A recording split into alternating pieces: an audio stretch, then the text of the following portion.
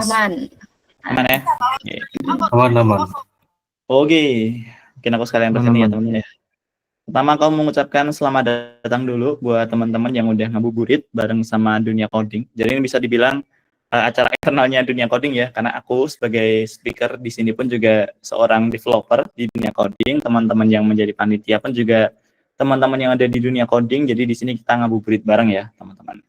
Dan alhamdulillahnya ngabuburit kali ini insya Allah bakal bermanfaat buat kita semua, karena nanti kita bakal ngomongin sesuatu yang mungkin sekarang lagi apa ya, bisa dibilang booming ya, yaitu Laravel 12 gitu.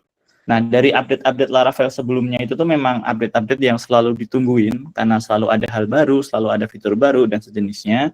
Cuman di Laravel 12 ini tuh kalau ngomongin fitur sebenarnya enggak terlalu banyak bertambah kalau ngomongin fitur ya.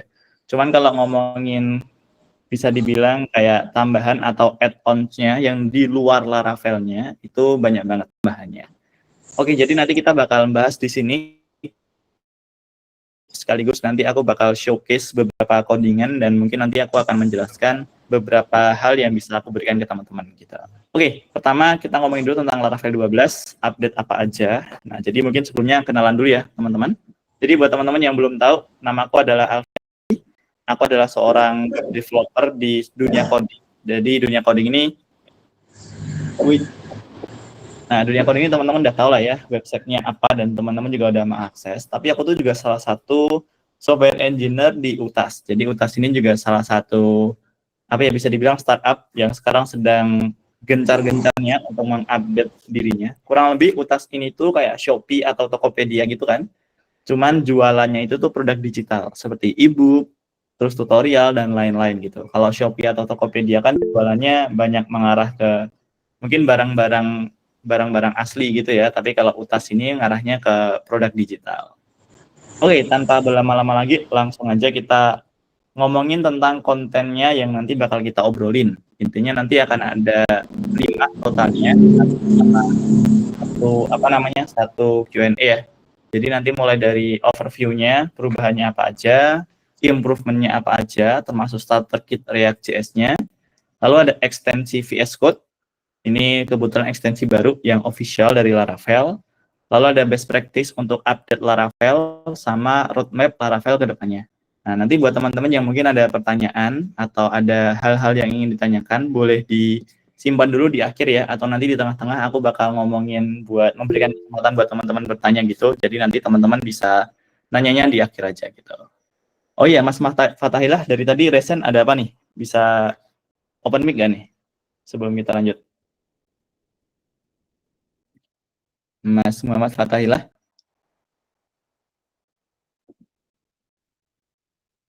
Aman ya? Aman ya, aku rasa ya?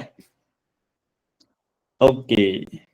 Kalau begitu aku lanjutin dulu. Kita ngomongin soal overview dari Laravel 11 menuju ke Laravel 12. Yang sejujurnya, teman-teman, kalau ngomongin perubahan dari Laravelnya itu sendiri, perubahannya tuh nggak banyak gitu. Jadi kalau bisa dibilang sebenarnya yang benar-benar paling baru atau yang benar-benar menurutku worth it untuk benar-benar dipahami ya, itu tuh adalah starter kit dari Laravel 12.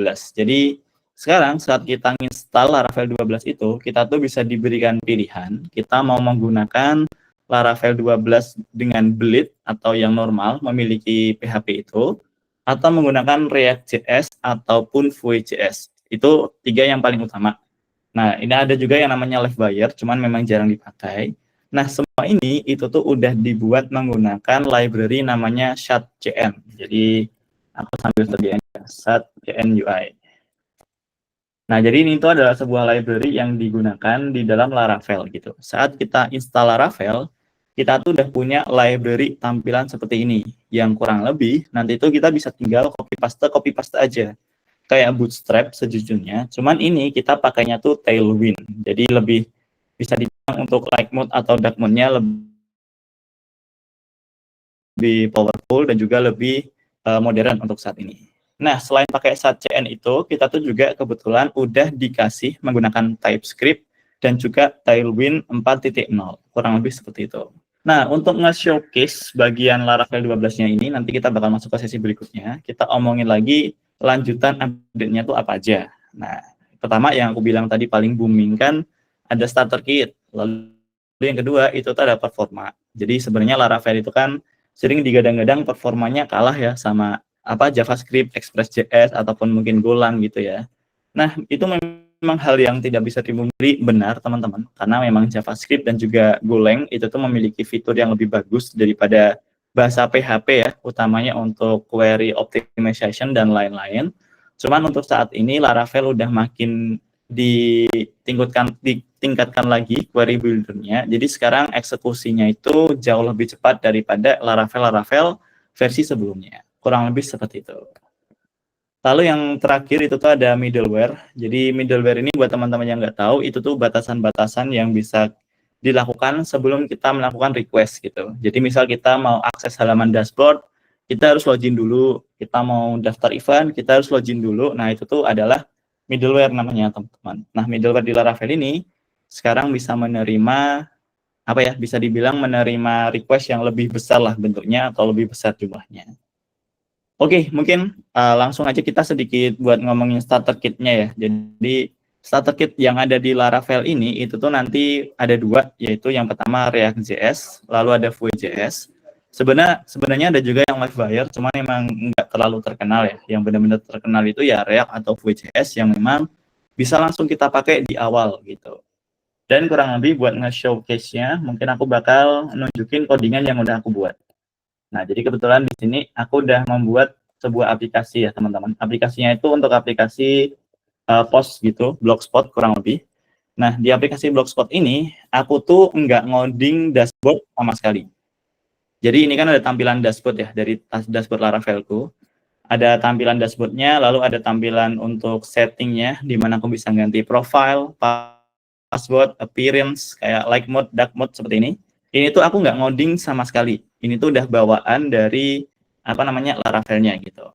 Dan untuk bagaimana powerfulnya sistem ini, jadi aku tuh bisa ganti tampilan atau template dari dashboard ini tuh dengan ganti codingan aja, kurang lebih kayak gini. Ini kan ada dashboard, lalu ada sidebar ya, ada sidebar, tampilannya kayak gini. Ini tampilan dashboard sederhananya tuh seperti ini. Cuman kalau kita buka Laravel lalu ganti bagian app layout, nah di sini kan kalau teman-teman lihat itu tuh sebenarnya ada import kayak gini, app layout templatenya itu yang menggunakan sidebar. Kalau template ini aku ganti menggunakan header, lebih seperti ini tulisannya, nanti dari layoutnya itu akan auto ganti nih, dia nggak ada sidebarnya lagi, tapi ada headernya nih. Nah ini headernya kayak gini. Kurang lebih sebenarnya modelnya sama ya, tetap ada menunya, tetap ada bagian settingnya, tapi bedanya menunya itu sekarang ada di header, bukan di sidebar lagi. Dan itu semua keganti cukup dengan cara seperti ini aja. Ganti codingan sidebar ke header ataupun sebaliknya. Kayak gini nih. Nah, ini starter kit yang pertama, bener-bener full di bagian dashboard. Aku nggak ngoding sama sekali, semuanya ini tuh udah diberikan oleh Laravel. Starter kit berikutnya yang benar-benar bisa kepake itu tuh dari awal kita sudah dapat di halaman login dan juga register. Jadi ini kan udah ada login dan udah ada register ya. Login dan register ini itu tuh udah dibuatin sama Laravel juga, teman-teman. Jadi kita nggak usah ngoding halaman login, nggak usah ngoding halaman register, juga nggak usah ngoding halaman reset password. Semuanya itu tuh udah diberikan atau udah dikodingin sama Laravel 12. Nah, itu adalah salah satu powerfulnya Laravel 12. Kenapa? Karena itu hal yang kita intinya cepet gitu loh. Kita nggak usah bikin database buat usernya, nggak usah bikin pengaturan loginnya, semuanya itu udah dibuatin. Dan seperti yang teman-teman lihat di dashboard tadi, halaman login ini pun sama. Jadi kita bisa cari AUTH layout. Nah, AUTH layout ini kita tuh bisa import juga di sini. Sekarang kan dia kan bentuknya split ya. Split tuh ada kanan, ada kiri gini. Kita bisa buat yang card itu tuh yang ada layout kartunya. Nah, seperti ini nih.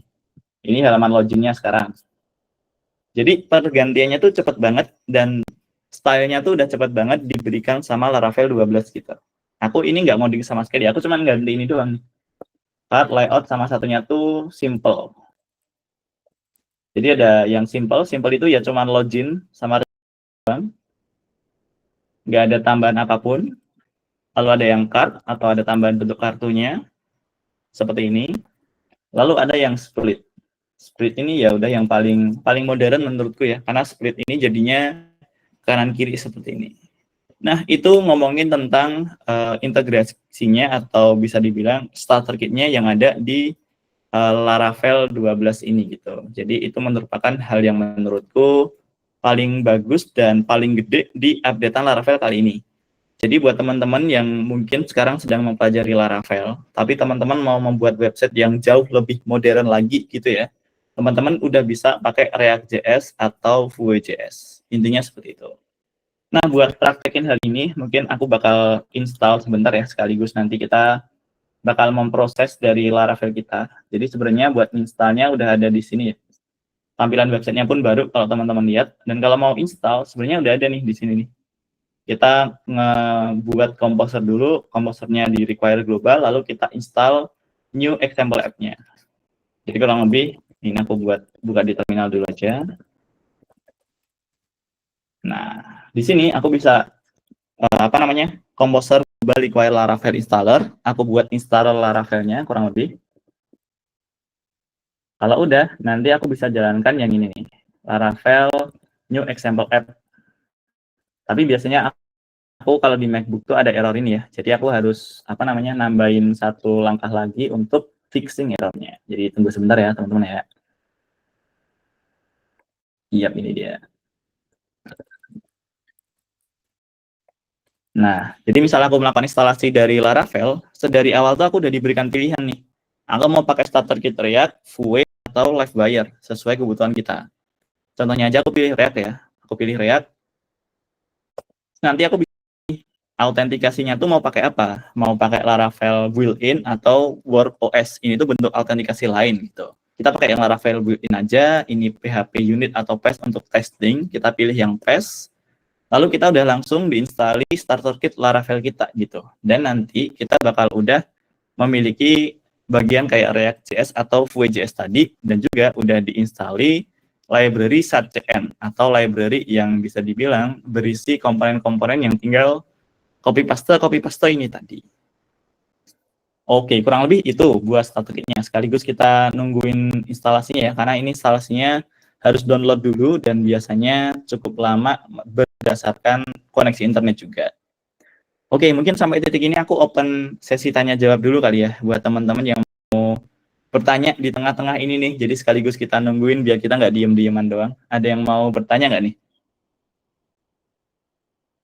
Ada yang mau nanya? Ada yang mau nanya? Boleh Kak Axel Safiro sama Kak Andrean. Kak Axel dulu, mungkin boleh open mic. Silakan. Ini bertanya Kak, kalau buat Boleh. database-nya di backend tuh pakai PHP Mayatnya atau apa tuh Kak nanti? Oke, database Laravel 12-nya. Oke, pertanyaan bagus. Oke, habis ini coba kita buka ya dari kita ya. Kita tunggu bentar.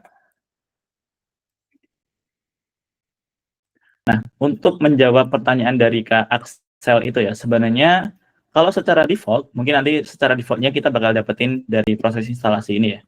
Tapi secara default, Laravel kita itu tuh akan diberikan sebuah database dengan koneksinya tuh bukan MySQL sebelumnya, tapi pakai SQLite.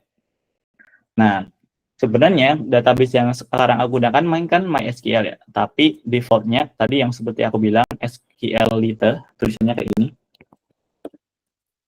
SQLite. Nah, SQLite ini kurang lebih sebenarnya sama kayak MySQL, cuman lebih ringan aja. Itu adalah database default yang dimiliki oleh Laravel 12. Nah, lalu kalau misal pertanyaannya itu untuk apa aja yang bisa kita inputkan ke depannya, apakah bisa digunakan database model lain seperti mungkin MongoDB dan lain-lain ya, jawabannya bisa banget. Jadi untuk connection defaultnya memang SQLite, tapi nanti bisa kita atur sesuai kebutuhan kita. Contohnya kalau aku pakainya MySQL. Kurang lebih seperti itu Kak Excel. Semoga menjawab ya. Oh, Saya pengen nanya. siapa nih? Saya Willy, saya pengen nanya. Oh, boleh Kak. Silakan. Kalau misalnya dibandingkan Code Igniter sama Laravel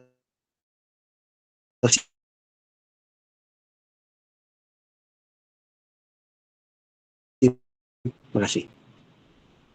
Oke, mungkin ngomongin perbandingan dengan Laravel 12 atau mungkin dengan kode igniter ya secara keseluruhan ya. Oke, kalau ngomongin perbandingan dengan Laravel atau kode igniter ya, let's say kayak gitu. Sebenarnya Laravel itu tuh jauh lebih cepat karena Laravel itu tuh menggunakan proses yang namanya Eloquent. Jadi misal teman-teman bisa buka dokumentasinya Laravel ya. Laravel itu tuh memiliki sebuah fungsi yang namanya Eloquent Serialization. Jadi Eloquent ini itu tuh memudahkan kita untuk mengambil data dari database sesuai kebutuhannya. Contohnya di sini aku ngambil user, aku nambahin user itu berdasarkan role-nya atau dengan role-nya. Aku ambil contohnya kayak gitu. Atau aku ngambil user data pertama, atau aku ngambil semua data user, atau aku manggil user dengan find dengan ID-nya 1. Nah, kalau dibandingkan dengan kode igniter, Kak Willy tadi, kode igniter tuh sebenarnya nggak memiliki Eloquent yang powerful Laravel ini.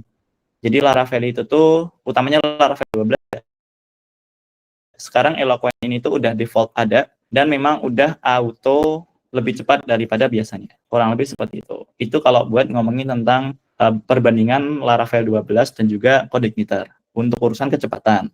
Lalu untuk urusan fitur, Laravel 12 atau Laravel secara keseluruhan itu tuh jauh lebih banyak juga. Contohnya tadi ada starter kit, lalu contohnya kalau misal di sini tuh ada database yang mungkin bisa kita pilih-pilih. Lalu ada yang namanya query builder gitu. Jadi query builder ini tuh gimana kita bisa membuat query dengan cara seperti ini nih. Jadi kita tuh kalau misal kita mau ngambil data dari data dari database kan biasanya kita kayak select bintang from apa gitu. Cuman kalau Laravel 12 itu udah punya namanya query builder. Kurang lebih seperti itu sih untuk fitur dan juga kecepatan ya. Tapi kalau Laravel 12 ini support untuk mobile nggak Pak? Kalau sama Angular gimana Pak? Oke. Untuk menjawab hubungannya dengan mobile. Jadi Laravel ini kan bisa dibilang mengembangkan website. Jadi bukan aplikasi mobile, tapi Laravel ini itu mengembangkan website. Nah, untuk ngomongin soal gimana support mobile-nya apa enggak, itu tergantung dari kita mendevelop bagian website-nya. Jadi kalau misal website ini kan kita kan bisa buat bentuk dari aplikasi kita itu dalam bentuk mobile ya, mobile responsive kurang lebih seperti ini. Bisa kita pilih. Nah, ini kan tampilannya kan mobile responsive, bisa dibilang seperti itu ya. Nah, itu tuh udah dibuat menggunakan React.js atau Vue.js. Kalau dibandingkan dengan Angular secara kecepatan, aku rasa React.js sih yang sekarang memang paling cepat ya. Walaupun React.js sekarang bahkan lebih kayak terlalu banyak library atau terlalu banyak pilihan yang bisa kita gunakan. Cuman aku rasa kalau misal urusan bukan mobile ya, tapi bukan mobile aplikasi, tapi tampilan secara mobile ya, aku rasa Laravel 12 plus React.js itu udah yang paling bagus sih.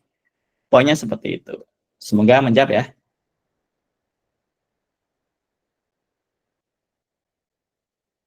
Oke, kita next ke pertanyaan lain dulu ya. Nanti takutnya teman-teman nggak dapat yang lain dulu. Mungkin dari Kak Andrian dulu nih. Dari tadi udah raise hand. Silahkan kalau misal mau bertanya.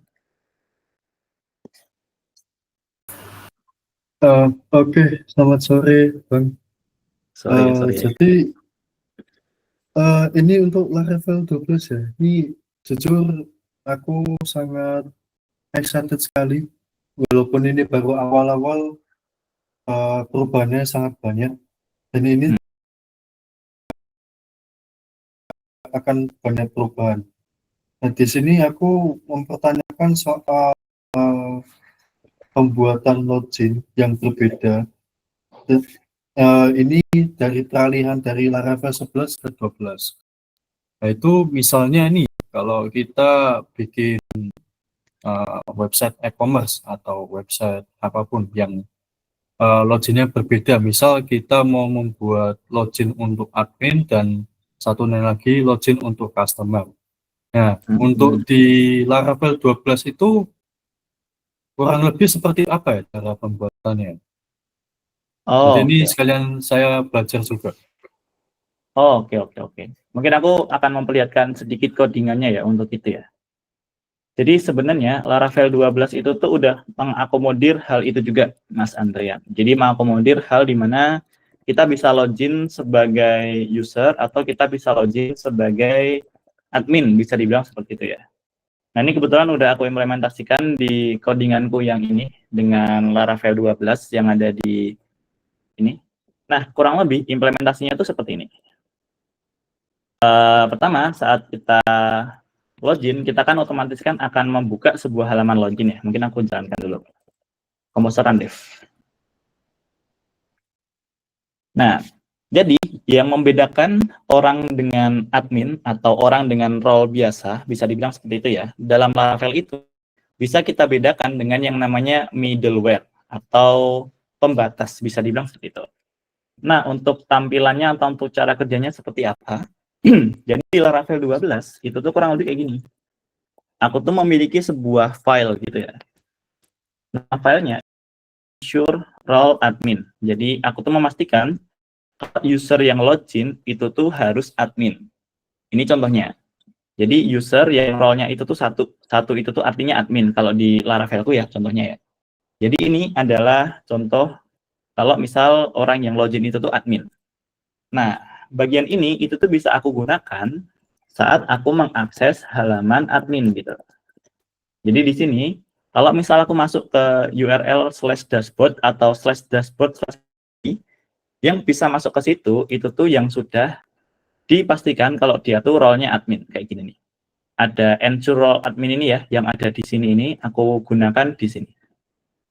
Jadi buat implementasinya gimana? Kurang lebih sih kalau misalnya aku login sebagai admin, aku bakal masuk ke URL ini nih. Aku bakal punya 2 URL yang bisa aku akses. Ini kan URL admin nih, URL dashboard. Kalau misalnya teman-teman lihat ya. Oh, wait, aplikasi yang aku jalankan masih harus loading dulu. Tapi kurang lebih ini kan halaman dashboard untuk admin, di mana dashboard itu memang bisa diakses oleh admin karena role-nya itu satu. Jadi langkahnya sih harus membuat middleware seperti ini dan middleware-nya itu kita panggil di sini. Ini itu untuk bagian role admin. Nah, jadi admin itu bisa akses dashboard, admin bisa akses kategori kayak gini.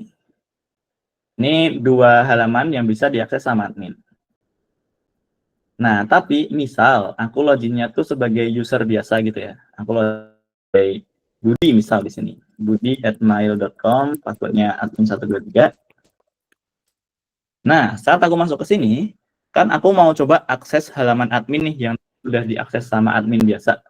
Kalau aku buka di sini dashboard gini, nggak akan bisa. Bakal masuk ke sini lagi. Atau /dashboard /kategori deh. Nah, ini kan tadi kan yang bisa akses cuma admin.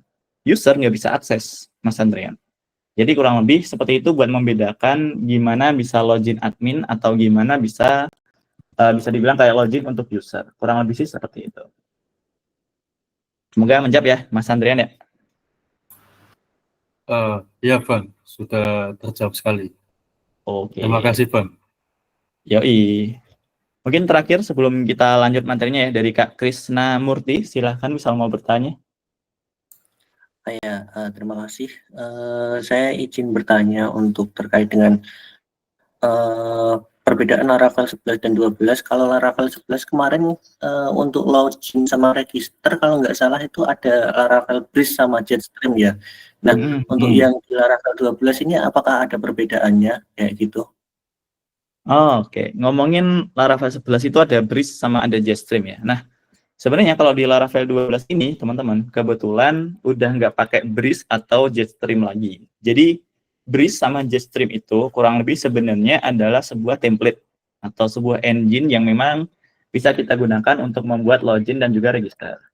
Akan tetapi, teman-teman, di Laravel 12 ini, itu tuh kita udah nggak pakai Breeze atau Jetstream lagi. Tapi, saat kita menginstal Laravel 12 dengan starter kit-nya tadi, nah kita tuh udah langsung diimplementasikan Breeze-nya sendiri, Mas Krisna. Tapi bukan Breeze ya. Ini memang udah ada Laravel sendiri gitu. Jadi udah dibuatkan controller, route dan juga modelnya untuk user, tapi bukan menggunakan Breeze. Tapi ini memang bawaan dari Laravel 12-nya. Contohnya di sini ada register user ya, buat user register gitu kita bisa buka di sini. Jadi saat kita register nanti kita bisa ngevalidasi, lalu kita bisa nge-create user sama kita bisa buat user itu tuh login. Jadi buat menjawab pertanyaan dari Mas Kris, sebenarnya di Laravel 12 ini udah nggak ada Breeze atau Jetstream, nggak ada. Cuman memang dari template Laravelnya itu tuh langsung pakai seperti ini. Kurang lebih seperti itu untuk menjawab pertanyaannya. Semoga menjawab ya Mas Krisna ya. Ah ya, terima kasih Kak. Oke. Nah, buat Kak Mustajab nanti ya, buat pertanyaannya mungkin di sesi berikutnya bakal open sesi Q&A lagi. Nanti takutnya kita waktunya nggak cukup, keburu berbuka. Jadi nanti akan ada sesi sendiri buat Kak Mustajab bertanya lagi ya. Tapi kurang lebih itu buat bagian starter kit-nya. Jadi starter kit-nya Laravel itu tuh kurang lebih udah ketambahan